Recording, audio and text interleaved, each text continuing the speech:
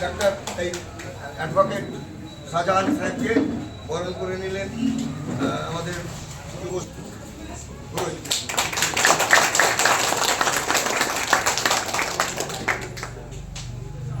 মির্জাপুরের প্রথম ব্যাখ্যাটা ওনার পিসির কাছ থেকে শিখতে হবে।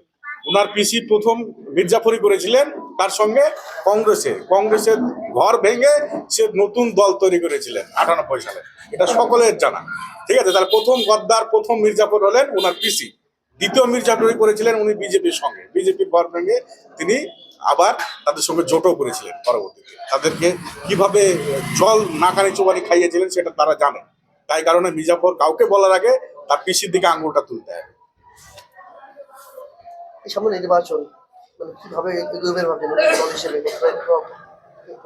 আমরা দলকে যতটুকু না এগিয়ে নিয়ে যাব, মানুষ আমাদের কাছে এগিয়ে আসবে। কেননা কারণ এই দলটার নাম হলো জনতা উন্নয়ন পার্টি, অর্থাৎ জনগণের উন্নয়ন, এটাই আমাদের মূল লক্ষ্য।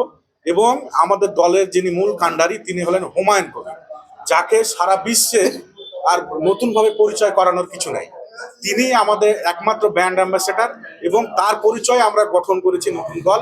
এবং তার যে জনপ্রিয়তা, তার যে চিন্তাধারা, তার যে ভাবাদর্শ, সেটাই আমাদের হাতিয়ার। মানুষের মনে মনে তিনি গেঁথে গেছেন এবং কাউকে আমাদেরকে বলতে হবে না যে ভোটটা হুমায়ুন কবিরকে দিয়ে।